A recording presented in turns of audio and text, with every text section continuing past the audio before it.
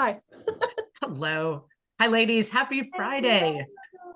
Happy It's Friday. Friday. It is the It's starting off weekend. like a Monday, but we're gonna change that right now. It is the official end of the first week of the Kane era of New York Rangers hockey. We are recording this on Friday, May 3rd, the day after Patrick Kane made his debut for the New York Rangers. Did not have the best of games. I think the whole team struggled a little bit last night. Christine, what were you seeing? I saw that they had some missed opportunities. They played well at times. I think Kane did well. I liked seeing the energy on those, on the line that he was on, being back with people he was familiar with. And I kind of liked what I saw. It's a loss. It's okay. My feelings on that. And so I kind of agree with the masses. We had way too many opportunities to score on power plays, and we should have. We didn't, and I think ultimately that kind of cost us. Yeah, I think so too. I think we were on a power play for like more than The whole 60 minutes. period? It was like the whole game. I'm pretty sure that that the Rangers were on a power play the entire time. But yeah, they could not capitalize on that, unfortunately. But it has been sort of an exciting week, I think, in New York Rangers land for a lot of reasons. I mean, there's a lot that we need to talk about. There's a lot that happened over the course of the last week that included the Miller spitting incident, and him getting suspended for 3 games, which seemed a little bit ridiculous considering the fact that it was completely unintentional. He acknowledged it was unintentional. Drew Doughty acknowledged that it was unintentional, and the league still came back with a 3-game suspension. It was funny. There was times last night where like toward the end of the game where before we pulled the log, where I'm like, oh, there's a good streak. Where's Miller? And I'm like, oh, he's not there. So we were down a few defensemen too. So there was that issue going on yesterday. So it is what it is. And it's okay. Yes. This has been a really long week because since we recorded last time, I feel much better. Do you even remember that? This is what I remember, but then we were sharing a chair too, by the way. So I was like, oh no, but we made it through, and we were able to watch the game and a winery on the phone with our play-by-play crew, not letting us really see it. So so we're glad that turned out favorable, and we kept we kept an eye on that game. So yeah, when we saw the incident now I was seeing people's comments, and some people still aren't convinced. All I can tell you is it did not look like, I could not determine it was intentional. Like, that's the way I'll leave it at. And it is what it is. Again, another thing I love about our team, there's no excuses. He made a written public apology immediately, and I don't really see other players doing that. They may, but I just don't see it. So he'll be back. So we need him back. And once we kind of have everybody back in play, let's see, and let's give a chance, for Kane to kind of get settled in. What I'll say is, I've always had hesitation since we were talking about it in October. And back in October, I'm like, where would he fit? And my hesitation, which I'm glad I didn't see yesterday, was I don't want a Hughes, an Ovechkin, a Crosby on our team. I like that our team blends well, and we have games where multiple people are scoring and getting points, and I don't want that to change. And that was kind of my hesitation. I was trying to get with bringing Kane on. Yeah, so I mean, was he going to hog the puck, because he's the leading scorer? Was he going to get more ice time? Is he taking away from other people? I didn't see that last night. So I was looking for it last night. I'll be honest. I was kind of sitting there going, is he going to pass? Is he going to take the shot? I hope I agree with you. I hope that you're right about that, because I think that is one of the best things about the Rangers is that for better or for worse, everybody either rises or falls together on this team. That's what it really seems like. And it is hard to Agreed. disrupt that kind of energy that they have. And there have been some very big changes. I think Tarasenko is obviously doing quite well. He's a recent addition and another good friend of Panarin's. It's like Panarin got all of his little friends back. No. So now not only do we have 3 bromances, but one's got a little threesome going on there. We have a full like bro triangle. There's some things happening, and I think they're vying for spots. It's like Vetrano when he was scoring. It's like let's he was liking that, and he wants that recognition. So let's let's build on that and see what stories come out of that. I think we're making our own by the end of this season. Yeah, check archive of our own for maybe some double defense fan fiction to start coming out. For anybody who is just joining us, welcome to Double Defense. We are an all-female New York Rangers hockey podcast made up of 2 New York Rangers fans currently living in Southern California. That is me and Christine, and Sarah, who is in Calgary and is a Pittsburgh Penguins fan. We still have not figured that out. And actually, I had a question for Sarah about that. I was talking to somebody recently who said from Toronto who said that they were a Pittsburgh Penguins fan. And I said, why? And they said, well, when they were a kid, if you angled the radio in the right direction, you could hear the Pittsburgh Penguins broadcast in Toronto. So I didn't know if that was the reason you were a Penguins fan, but that was the reason he was a Penguins fan. I thought that was very interesting. That is interesting. My guess is there's a repeater in Buffalo that made it across the water. It's probably a clear night in Lake Ontario. Just knowing the way that the signals and towers and things work. No, I was raised a Leafs fan, I guess. I'm sorry. I do own a Ty Domi jersey and a Doug Gilmour one. The Doug Gilmour one has like the little Stanley Cup patch on because they made it that far, I guess, that year. And I think they got shut out by Montreal, if I'm not mistaken. I think it was 94. It's not 94. Not 94, 93, somewhere in there. I don't know. Yeah, maybe because 94 was 94 is emblazoned in Rangers history. And maybe they didn't win. I don't know. Anyways, whatever it was. Yes, I was raised a Leafs fan. My dad is a massive Leafs fan. And around one of the lockouts, I want to say early 2000s, I just kind of had enough. I had realized, I'd come to the realization that nothing was going to happen. They were not going to get any further. They were getting pretty old. It was the Sundin years. And I just kind of had enough of the Leafs. There was a lockout that followed, and then Crosby got drafted. And when Crosby was drafted number 1, number 2 was Bobby Ryan, who I went to high school with. And I just remember kind of the moment. It felt like a big moment for Canada. Just there's a lot of excitement around it. And I said, you know what? Let's try Pittsburgh. They had a good following. They've had a long history, a great history of great players. Love Yager, love Lemieux. And just, I don't know, I said, try something new. So I've been a fan ever since. They win cups, they do well. They don't win cups every year, but they're successful, and they have been investing in their team and their talent for a long time, probably up until recently anyways, because I think there definitely needs to be some work there. But that's how that started. It's not uncommon to be in Ontario and not be a Leafs fan. I think that's like a really common pattern. There's a lot of Leafs fans out here. I'll segue to the game. Like the Leafs played last night in Calgary, and I was watching, and that whole bottom bowl was more blue than red jerseys in that crowd. A lot of couples, one Leafs, one Flames. So a lot of that. Yeah, but I'm not shocked for how many people live out here, and especially like the Saskatchewan, Manitoba, when the Jets were gone, I think maybe they got some Leafs fans out of that. And a lot of people will make the trek to Calgary to catch a game. I was at the Boston game Tuesday night, which in my opinion was 2-to-1 ratio of Calgary to Boston jerseys. Also a ton of Boston jerseys.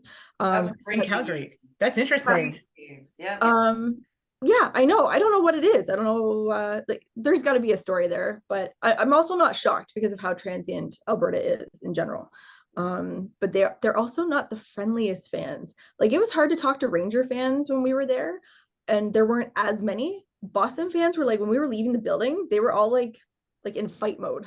It's crazy. And they won the game. And they won. Yeah. Like, that's what I was picturing the Flyers game going like that, because that was one of the bigger stories of the night was the chanting of "Let's go Rangers," the amount of fans and how loud they were, and that almost took over the fact that we won in overtime. So and I was fearful for people I knew that were at the game.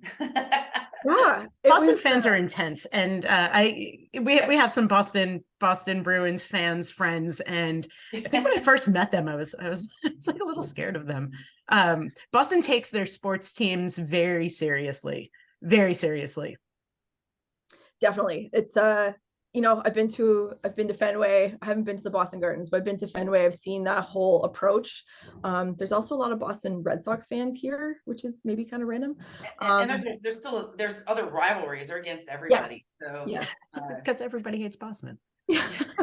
Boston's a fun city though. I like going there. But anyways, yeah, it's a very different dynamic. It's really interesting when some of those bigger teams come to town, and I enjoy just kind of watching the crowd and watching that experience.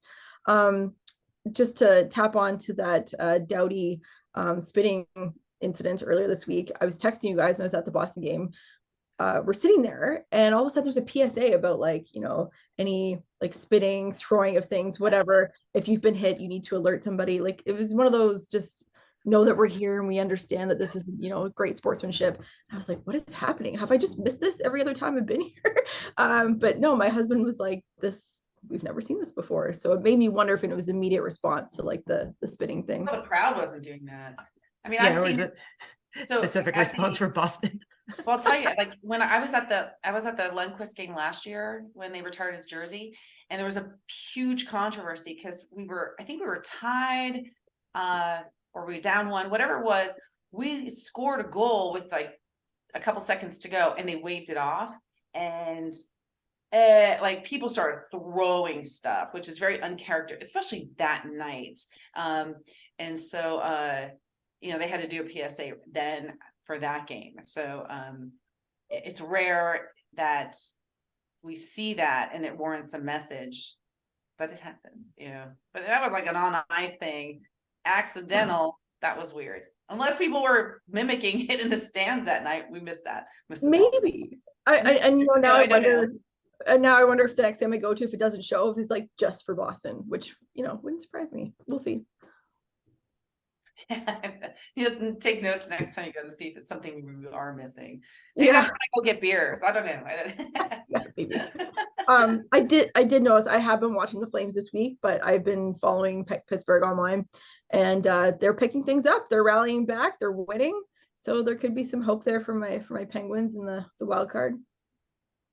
It's very close. So we still have a trade deadline today for other teams. I think and that was kind of part of the discussion last night too, with everybody coming and the hype of Kane coming to the team, you know, where it could have been in their heads a little bit, but you know, it's like, let's go and move forward and see what we can do. So we play again tomorrow. Let's see what happens and see if there's any other crazy trades. I mean, that'll be something, you know, that we want to kind of follow, because as we've been posting my conversation with my child and losing his goalie that he's grown up with too, Kings fans are devastated. They think that the NHL did and the LA Kings did quick wrong. So he's a local icon too for the Kings, and it's weird. Along with Kane, I mean, Kane's well known, and for him to leave his team after so many years, it's kind of crazy. I haven't had a chance to look to see if we've had any other really dramatic trades occur, but these are So people have been posting like fake trades online, pretending that they're real. And someone posted yesterday that Crosby was traded. I want to say like the Golden Knights or something. And I looked at it, I was like, oh my God. But no, that is that was not the case. Well, speaking of LA Kings icons, we have a very special guest today. We're going to bring him in right now, and we will share exactly who it is. That time went fast. Yes, it did. Hi, Jay's iPad. Hey! Hello. Cheers. Good morning. Good morning, Jay. How are you? I'm fantastic. Kings won last night. That's always a good thing for me. Well, Oh, good. congratulations. The Rangers did not. So The Flames didn't either. this will be Fun. fun. This will be a lot of fun. Jay, thank you so much for being with us today. We really, really appreciate it. We are thrilled to have you on. Just for anybody who is tuning in, please, we are excited to introduce you to Jay Flatts. He has spent the last 25 years in the entertainment industry as an actor, host, comedian, writer, and voiceover artist. He's hosted everything from the Game Plane game show and Hell's Kitchen with Gordon Ramsay. We know him as the on-ice talent for the LA Kings, as well as the on-turf talent for the LA Giltinis, the rugby team. And we are so excited to have on with us Mr. Jay Flatts. Welcome. Yay. Did we get everything? Because we just learned so much about you in the last few weeks. Christine's been doing a lot I feel of like research. we missed something. Yeah, and I don't think there's anything you haven't done. Well, you're in luck, because one thing I love to do is talk about myself. So let's go. So we don't need questions. I was gonna go ahead. I was gonna start off with my favorite memory at Madison Square Garden, since you're such diehard Rangers fans.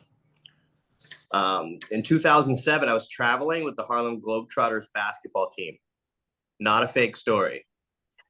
I know I look like an assistant coach, but I was the announcer, and we did a game at Madison Square Garden. I got to announce the retirement ceremony for Curly Neal from the Globetrotters at MSG, and his jersey raised to the rafters while he's holding his grandson. One of the coolest moments that I just happened to be on tour with them at the time when they decided to retire his jersey. That is awesome. That's cool. That's they so used to awesome. go to the Kings games. I've seen those guys at the Kings games. So, and I know you were there. so because I feel like I don't want to age us, which I'm going to do, but my kids kind of grew up with you being at these Kings games.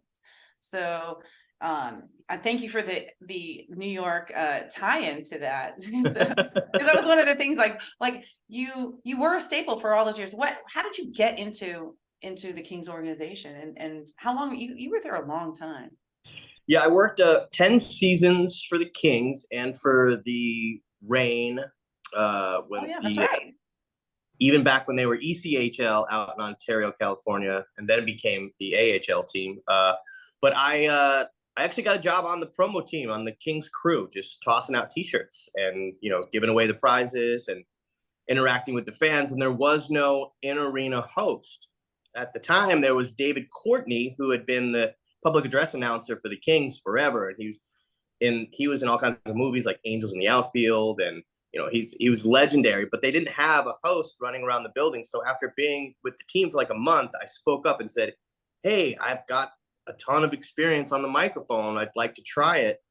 And so literally, I remember my first day, my boss in my earpiece, right before I do my first ever live hit, goes, "All right, Jay, don't fuck it up."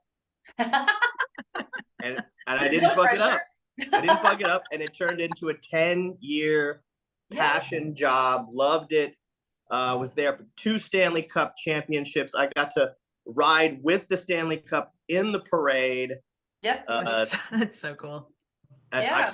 I've spent a significant amount of time with the Cup myself. The Kings, after the Kings won their first Stanley Cup, that next season was like a lockout season. Right. So the 2013 season didn't start until like February. Right. And usually when your team wins the Stanley Cup, everybody gets to spend a day with it, and then you send it back to the Hall of Fame. But we just got to keep it. There you go. For months. So for the entire months of September, October, November, December, we just kept holding events and raising money for charity. Like that cup probably easily put hockey gear into kids' hands, like charities all over Southern California and up into Utah, because Luke Robitaille and his wife Stacia and their charities, they do stuff up in Utah as well. So it was a really unique experience. And my friends were like, "Enough pictures of you in the cup. Enough. We get it. We get it." So that's kind of one of the things, and that's where I kind of know you from, because my actually, I'll have to send it to you separately, but my son kind of got famous he had a sign that my ex-husband and him made, said it's the sign that said, "We can now die in peace." It's on the back cover of the commemorative book. I know that It sign. was, yes, and my child, he was just 12 then, was holding the sign. We got pictures from the parade. There's a great picture with his face literally smushed against the glass. It was taken from the ice. It's iconic and it's great. And that's kind of those areas where I know you from. In fact, I'll kind of jump around, but one of the last times I was actually talking to you, you had a longboard in your hand, and I'm like, "What are you doing with that?" You're like, "I'm going home," and then you took off, so with your skateboard. That was the last time I saw you in person. So so all those years, and so yeah, you kind of have that excitement, and it's a great story. Any other, like, I want to know, like, working with them behind the scenes, what, like, did you learn anything fun, or did your love for hockey grow, or were you always a Kings fan? Or do you like the Rangers? Well, You're saying to work on you. I'm right now for the next, I don't know how many minutes, I'm a diehard Ranger fan. Yay. Answer. Great. You're part of your family now. I grew up in Connecticut as a kid in the late 80s, early 90s, and I was just drowned by the amount of hockey that comes out of that northeastern corridor. Right. You've got the Rangers and the Devils and the Islanders and the Bruins, and there's just so much hockey. And I actually, You had the Whalers back then. I got to see Gordie Howe play when he was 50 on the Whalers. I went to two hardcore Whaler games, Brass Bonanza. And I remember going to a game, and my dad said, "Well, who's your favorite player?" And he was expecting me to say Gordie Howe. And I go, "Pat Verbeek." Pat Verbeek, because Pat Verbeek had the Gordie Howe hat trick my first ever NHL game. He got into a fight, scored a goal, had an assist, and they just kept saying his name, Pat Verbeek, Pat Verbeek, Pat Verbeek. So it was a repetition in my ears. And actually, the first professional game, I brought some show along here. What? This is the mini hockey stick from the New Haven Nighthawks. It was a minor league affiliate team. And as a Kings fan, I've got Nick Nixon autographed it because he used to do the radio commentary. Yeah. Daryl Evans is on here. Daryl, best player ever. Daryl was playing at the time, still didn't lace up his skates. He was playing. He was playing for the New Haven Nighthawks. And then Bernie Nichols signed this stick as well because he used to play in New Haven. So for me, I kept this mini stick from my childhood, and I got it signed. And got him to sign it. Like, how exciting is that you have this, this youthful kind of memory, and then it circles back around as you're kind of affiliated even with the Kings, with everyone there.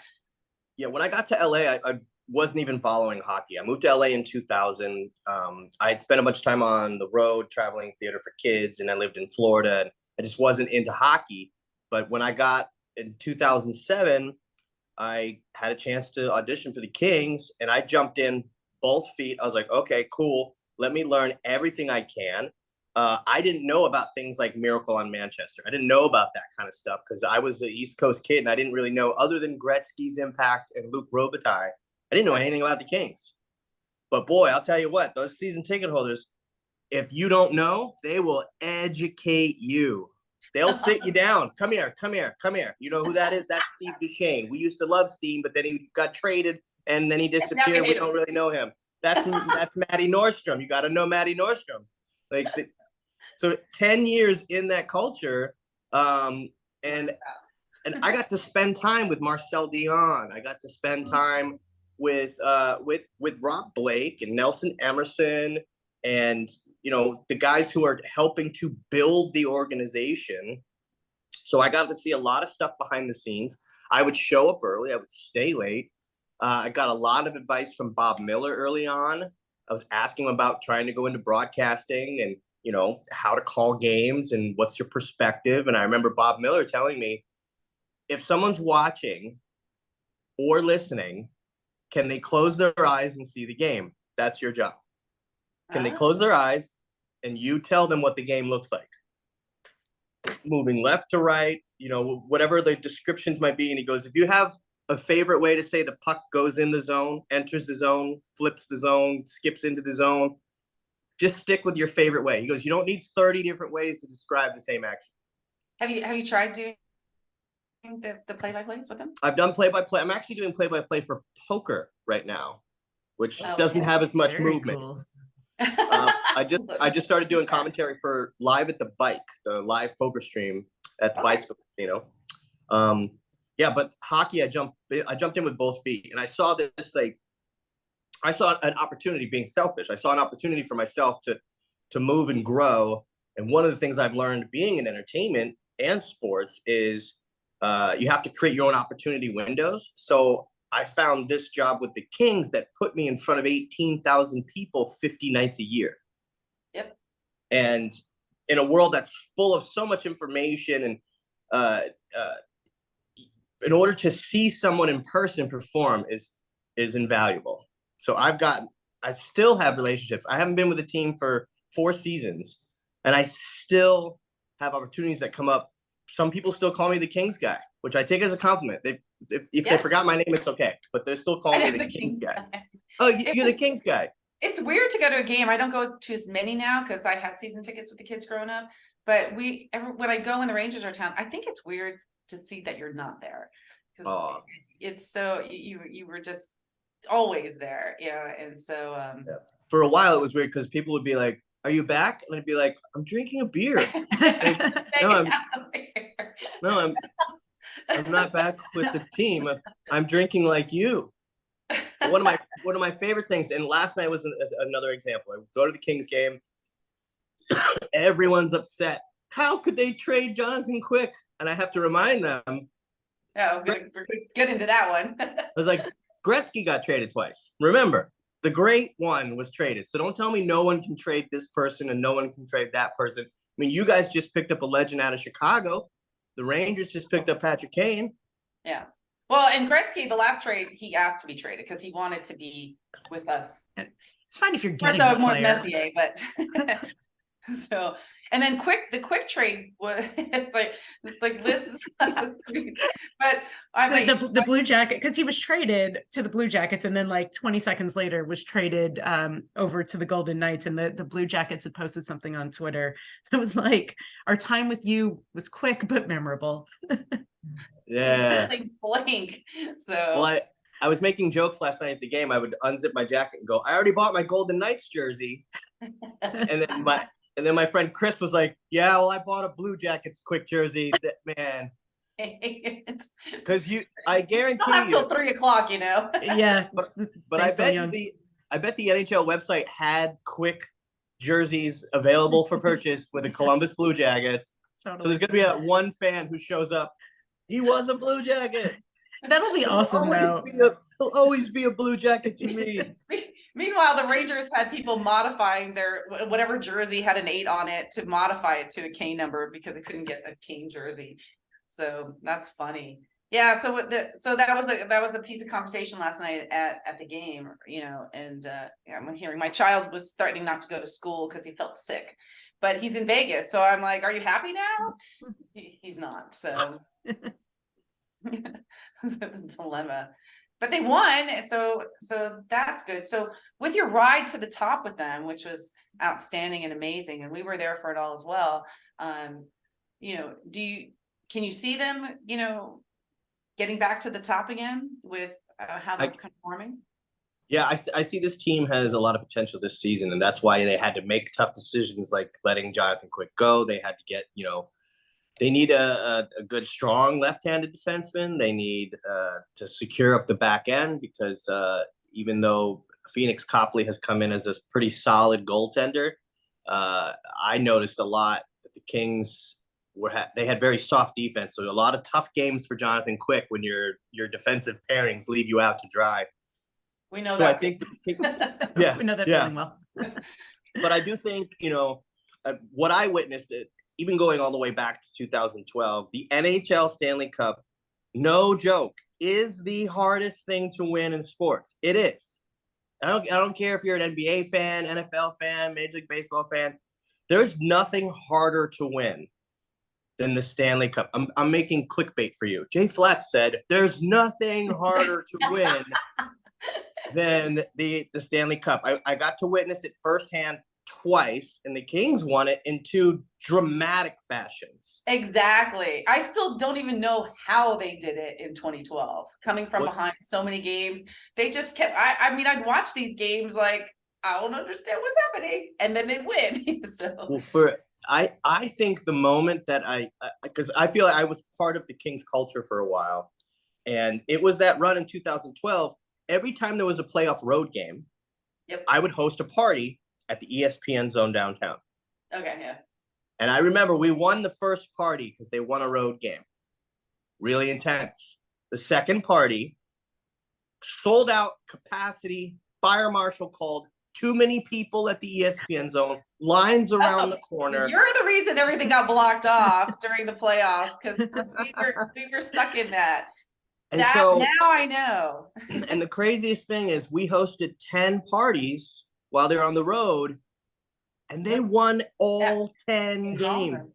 Every party was unbelievable. I mean, we were giving away team signed jerseys, team signed sticks, the Stanley Cup replicas. Like, we were giving away $100 gift cards like they were pocket change, you know, and Kings fans would show up 4 hours early for a watch party.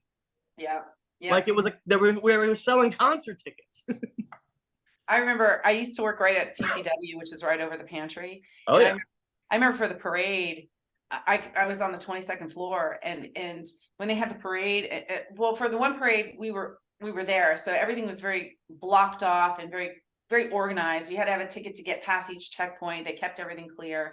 But watching some of these parades, even with the Lakers and stuff, you'd see the parade going by, and then you see all these people kind of walking toward it, and you just knew they were missing everything. So when you had that bird's eye view, I felt bad for everyone who, you know, shows up early or kind of gets there a little bit late, and it's so quick. But yeah, that was such a good area. That 2012 series, again, I had season tickets back then for the Kings. My kids grew up, you know, as Kings fan, playing youth hockey and everything, playing on the ice there. It was such a great time for all of that. And for anybody that listening, like in 2012, the Kings kept coming back. They were down 3-1, like for every round, and they seemed to kind of just make their way back from just being on the edge of just getting booted out, and they made it all the way, and it was a crazy ride. It was fun to watch now, and I was really confused watching it back then. I don't know how they did it. They did it though. Yeah, so. defense is in your title, double defense, and it's true that defense wins championships. In those from 2012 to 2014, the Kings' defense was so good, and Jonathan Quick was the best goaltender on the planet. Yes. But they would win every 2-1, 1-0, 3-2. They would win every close game. Their defense was so good. What I think is different for the Kings now, they're scoring. They have 4, 5, 6 goals. They were averaging 5.5 goals just after the All-Star break. And that's a different kind of hockey for the Kings organization, because they have guys like, you know, Gabe Velarde just scored his 20th goal. Adrian Kempe's got 20 goals. Kevin Fiala has been an unbelievable pickup for the team. And so it's a different brand of Kings hockey, but I'd love to see him make a deep run, because I only live a few blocks away, so I'll walk. Oh, no skateboard anymore? I have the exact, you know what? I'll get the skateboard in question.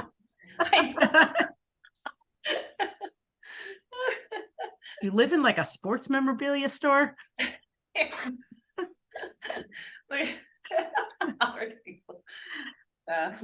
There's a lot of stuff. Oh, That's it.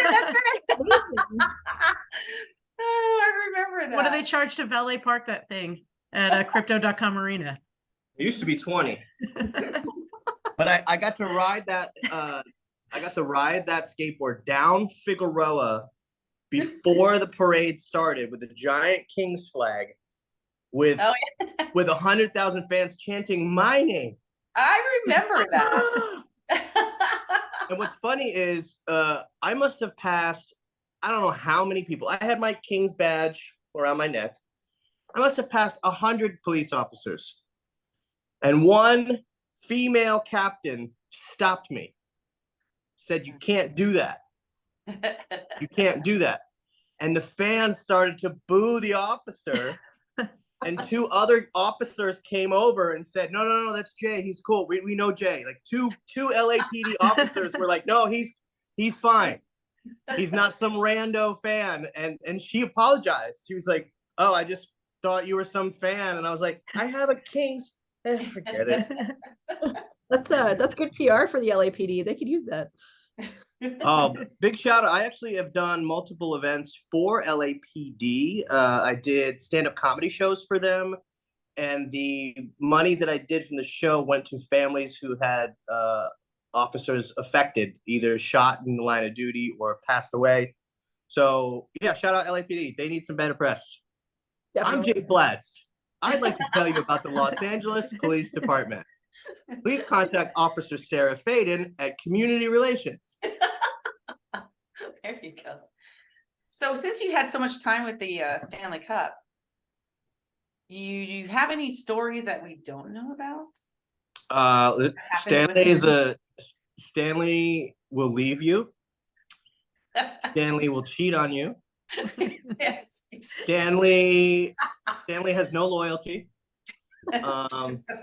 Stanley will not come back to you for years. Stanley is like dating in Los Angeles. Someone will ghost you, and you hope they stay dead. But then they pull this move called the zombie. Has anybody been zombied yet? No. Is that like the next step of ghosting? What? It's a new thing. Ghosting, we all know what ghosting is, right? You just stop communicating and you're gone.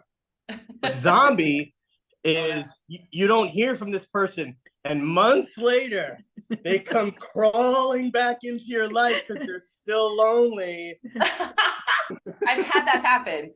I'm the single one in the group, so I know exactly what you're talking about. Oh no. And I'm sure he makes you think that you can get him. He gets so close, and he's so pretty. Stanley. You're talking about Stanley. Stanley. Yeah. Well, for you as Rangers fans, how was it in 2014 to get so close? I mean, you ran up against a Kings team that was, winning winning 7-game series on the road. That it took so much for the Kings to get to you. I thought the Kings were going to be exhausted and lose to the Rangers. We were robbed. It was that one call. I was actually at all those games, and I'll tell you, the energy. I was still happy for everybody, but there was that one play with the goal that should have been disallowed. I wish it could have. We don't know if it would have made a difference or not, because it was a good series, and up until that point, and that was a call where the goal was allowed. It was, it was at Staples Center, and there was discussion with the refs after the game that it was a missed call. It should have been called interference, and I think that was one, and we just don't know. So our guys took it with that's the way it is. And the sad thing is, at that point, everyone had so much respect for Henrik Lundqvist. Like, even though the Kings wanted to beat them, everybody at the same time wanted him to get a cup. So I found, at least for me, the crowd was very respectable and everything. I was at that game, and the energy was insane for that. I do have a secret for you. What's the secret? In 2014, that game the Kings won the Stanley Cup against the Rangers, I was not in attendance. Oh. I was literally filming a game show on an airplane back from Hawaii. I got to host this game show called The Game Plane, which is a job I got because the producer of the show was a season ticket holder and was like, hey, I think I got something for you. So I hosted 30 episodes of a game show, but for Game 7, I was in the air and didn't know the Kings had won till we landed and my phone blew up. Oh my God, can you imagine? Back in those days, you landed. But everybody thought I was in the building. So I didn't respond. Hey, I had booked this job on the planes months in advance. So not knowing that it would run into the final round of the Stanley Cup. Yeah. So one of my bosses was like, you can't miss this game. I was like, I can't miss $3,000. Like that's what I'm getting paid to do this game show. And so I just went straight from LAX to Staples Center, and then the next 72 hours was blurry. Exactly. And there, and again, it was, I mean, I was at game 5 in '94 for the Rangers. So, oh, wow. And so being like, this iconic even year, I mean, it was so hopeful. It would have been nice. In fact, I started my job the day before game 7 at TCW, downtown LA. And so I was really hoping we'd have this iconic win, so many years later, almost to the day. And but I was excited. I was excited for everybody else. And it was, I think it was one of the first times I learned how close I could really get to the Rangers bench. And so now, all these years later, I still geek out and go down. And I used to do, and I still do this, but I used to get what I call a get-in ticket to any sporting event, even NASCAR. I would buy the cheapest ticket possible and see how close I could get. I've sat courtside at Laker games. I've gone into the players' locker room in Ottawa. I walked. I don't know if it was just. I did that in Madison Square Garden. I don't know if it was just let the blonde-haired, blue-eyed, safe-looking dude pass, but I walked with a Molson beer right down the ramp into the locker room while the second period was playing. Yeah. And I was like, how is this possible that the Some Ottawa good security. Senators just let this dude, if you walk with confidence, or if you do this move, I do this a lot. No, I'm good. No, I'm good. No, I'm good. I actually had that happen. I had that happen at game 5. I don't know how I ended up down my locker room, and I was with my ex-husband. We were dating at the time. And here I am telling him to blend, and yet I'm the only woman in the entire hallway. And no one stopped us, no one's pulled us out. It was fun. So I know that's a fun. I'm going to be playing that game, especially if I go to games by myself. I'm gonna try that. Well, I didn't get to I didn't get to do my research on the three of you. How did the three of you get together? Oh, how did this happen? Tell me. I know. I met Liz at a rugby game, and it just happens that we kind of all have like this big city, small circles, but I don't know how did the three of you get together? So Christine and I met. There is a message board for every NHL team for female fans to like message and just see like who else is going to be at the games or talk about the games in sort of a female space. Christine and I met we tried to meet last year when the Rangers came to town. They played the Ducks and the Kings. We tried to meet up at the Ducks game. It didn't happen. We met up at the Kings game during intermission. We said like a really quick hello. We took a couple of pictures, and that was that. We wound up staying in touch. And then over the summer decided we were going to do like a girls' weekend away. 2 bottles of rosé later, we're like, what's missing is the female voice of New York Rangers podcast. We should start a podcast. And we're like, do you know how to start a podcast? And we're like, no. Do you know how to start a podcast? No. Let's figure it out. And Sarah and I worked together, and somehow the conversation came up, and Sarah has an extensive background in radio. So she was like, I'm a hockey fan. I'm blonde. let's give this a shot. And that is how Double Defense was born. We would have been Triple Defense, because that would have been even bigger, but we'd come up with the name and then met Sarah after, but before we launched. So we are Double Defense.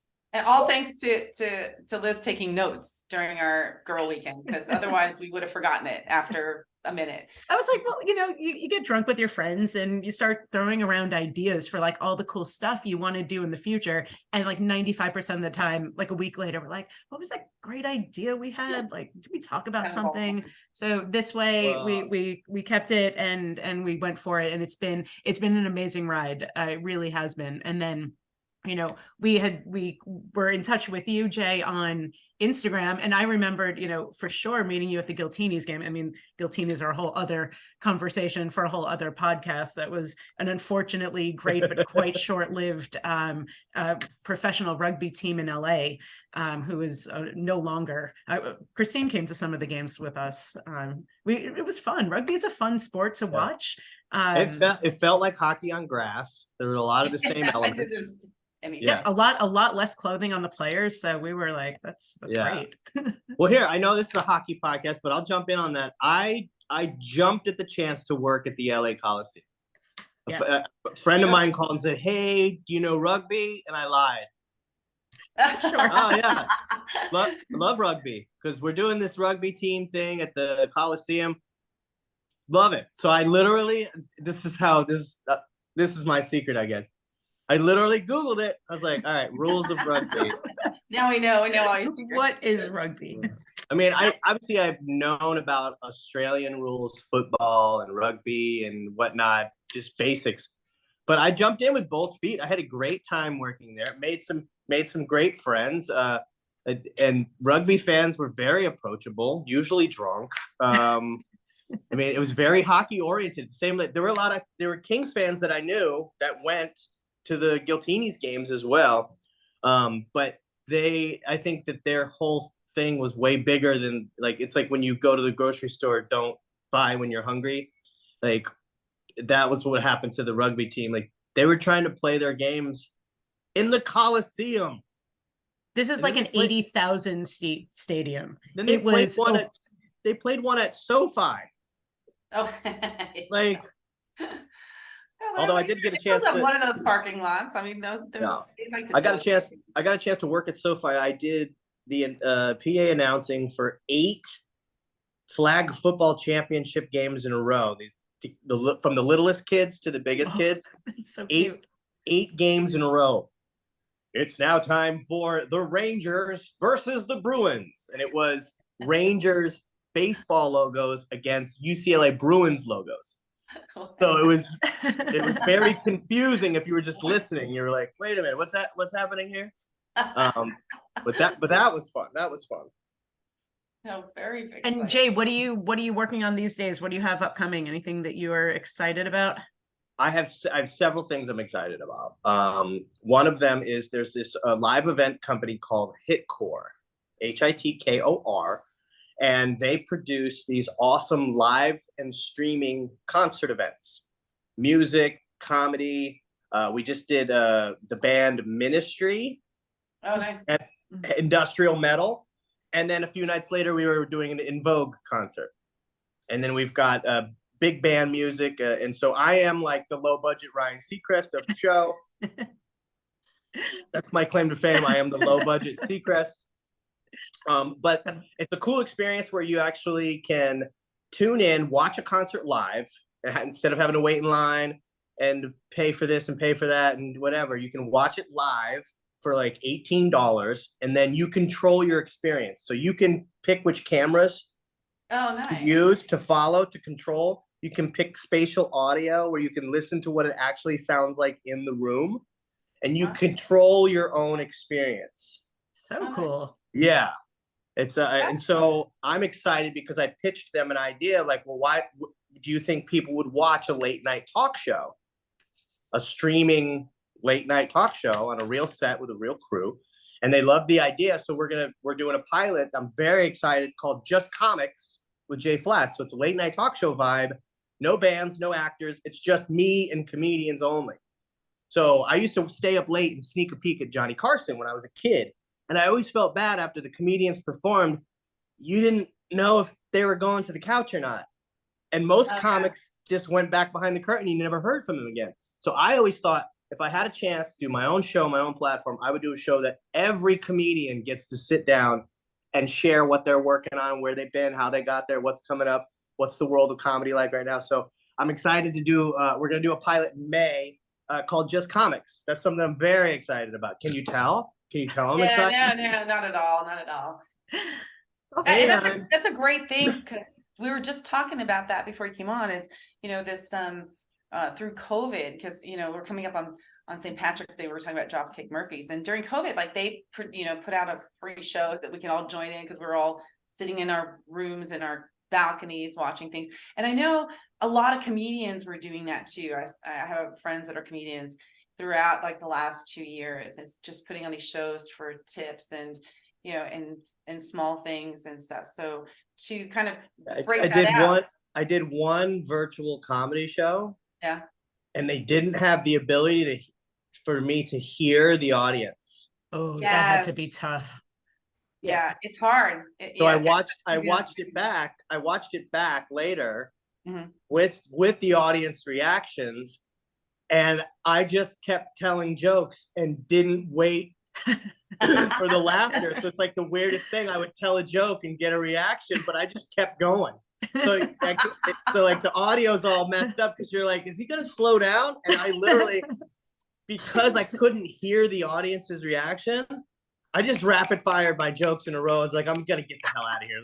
Okay, you paid me for whatever time. This is what I'm gonna do. Okay, I don't even know if you guys can hear me or not. I don't even know where I'm at. Like, I'm doing it like this. Like, if I was just looking like this, it's like, yeah, and so I'm single. Podcasts are like dogs during the pandemic. Everybody wanted one, but now what the fuck do we do with it? Like, That's so true. That's so true. So you've taken that, I see, and formulated it into something for a profit, which we can kind of now, since we're all zoomed into technology, to kind of capitalize on that. So that sounds fantastic. Yeah, and I'm also doing poker commentary for Live at the Bike. Bally's presents Live at the Bike. I just got a chance to work with Phil Hellmuth, who is the 16-time WSOP poker bracelet winner. I've been spending a lot of time covering poker, doing social media for him. Did you have to Google the rules of poker before you started that one too? No. I am a poker player, and if you can pay me to talk about it all day long, I'm all for it. I'm all for it. You'll have to give us some tips before the next time we go to Vegas. Here's another hockey stick for you. This is Jonathan Quick when he was on Team USA. Aw, baby Quick. And then I want to show you this. This is Blaze the Dragon. When the Ontario Reign were the ECHL minor league team, I was this mascot for 2 years. Were you really? That's awesome. Yeah. I went to one game in Ontario as a road trip, a field trip. They were like, hey, would you want to come out and do the same in-game announcing for the minor league team? I was like, sure. And I got there and I made fun of the person they had in the suit.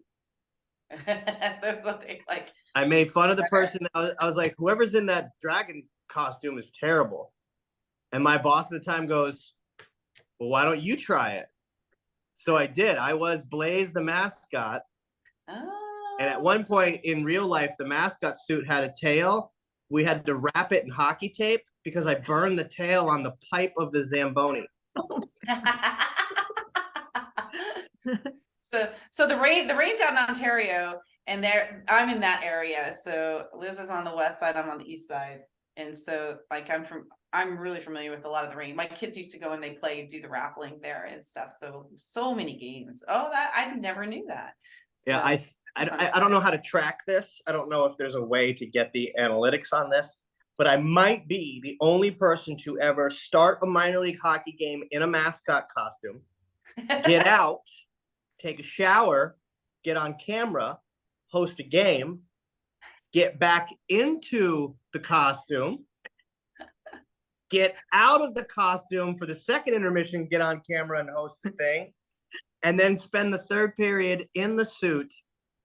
I might be the only person in the history of stupidity to need money that bad that I would do that to get a double paycheck.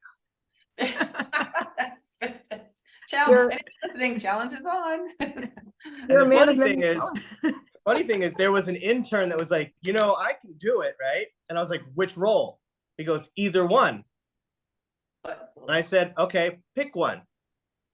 Instead of doing the on-camera one, which would have been the smart move, he picked the mascot thing and got into the suit with my sweat. He was in it for 5 minutes and was like, nope, I quit the organization. I'm out of here. Never heard from him again. There was since no one's regulating this, there's no FCC. There was a game in Ontario, minor league hockey game, where the opposing team had a guy who was dating a girl who was on Flavor of Love. Oh, You remember the dating Yeah. show where Yep. women were trying to date Flava Flavor Flav? Flav? So this guy on the opposing team ended up in the penalty box. And I made a giant clock to hang around my neck of the mascot wearing a giant clock. It's amazing. And I had a handwritten sign that said, "Your girl is still in love with Flava Flav."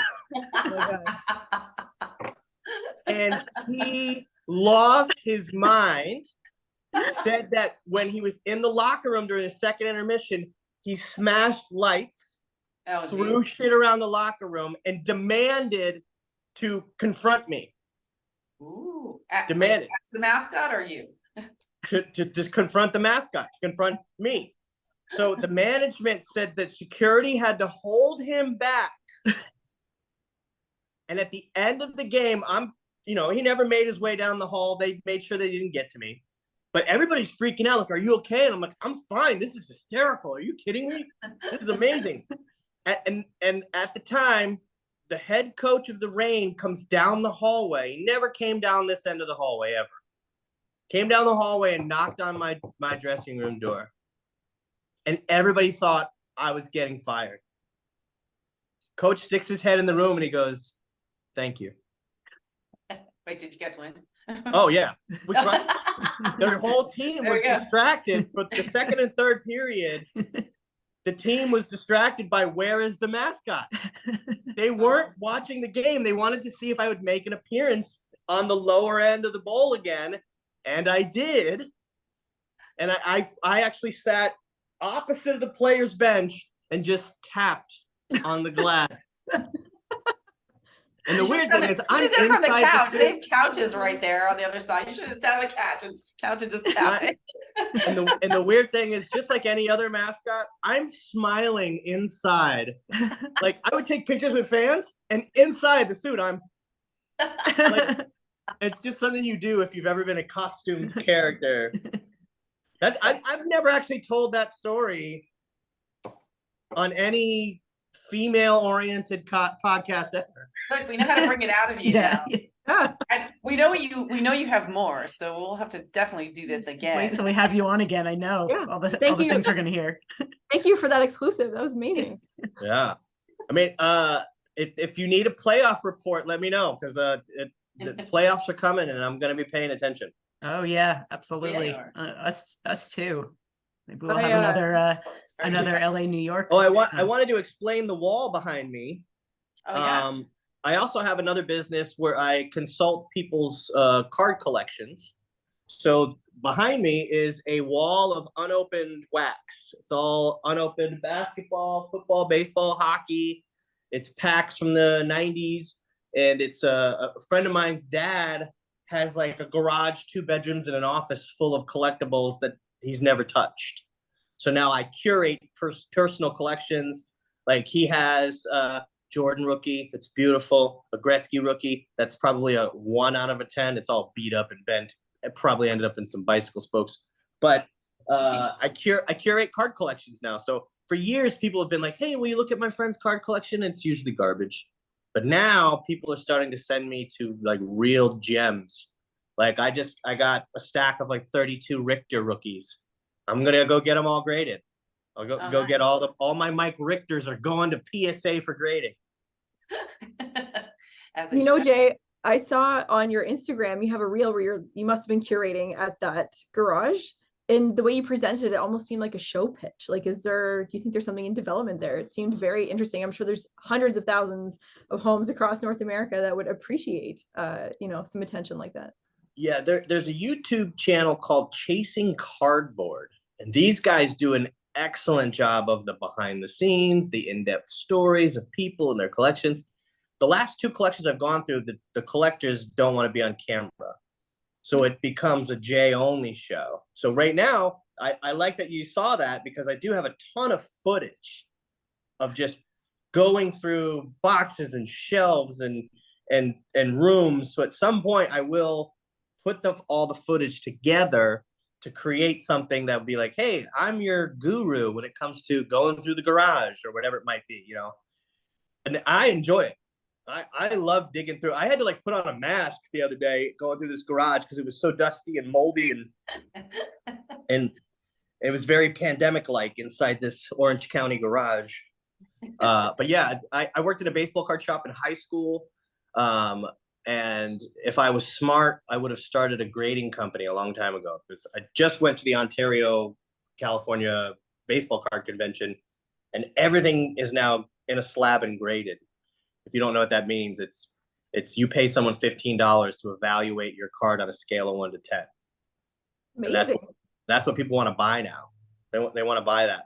Like if you just have a card like this, it's considered raw condition, and you're gonna get minimal value out of it. But if you get something graded, it comes back in a slab like this. Like this is a fake Honus Wagner. If I was this going to say, real, is that real? Because that's like the most valuable card. There's a company around. called Anvil Card Company out of Rhode Island. They make replicas. They're small, like handmade, small batch replicas. So this is a replica of Honus Wagner, but the grading companies are making a fortune to take your card and put it in this plastic slab, and it gets a grade. So that's the present state of affairs for card companies. But everybody, if I could go back to high school, I would tell myself, grading card company. Well, Jay, if anybody listening wants to follow any of your adventures, where can they do that? This is my second year Gretzky. Aw. In really good shape. And there's a black hockey puck here. And when these cards first came out, you had to scratch the puck to get the player's name. So there was a lot of cards that got devalued because people at the time, I mean, if you didn't know who Wayne Gretzky was, come on. But people they would scratch the puck to reveal the name. So this card has additional value because it was never scratched. Oh, there you go. 1980 Topps. I'm Jay Flats, Jayflats. That's you can find me on everything. You can Instagram. I'm really active on Instagram. I'm like a 45-year-old millennial kid. Instagram. I've got a YouTube page.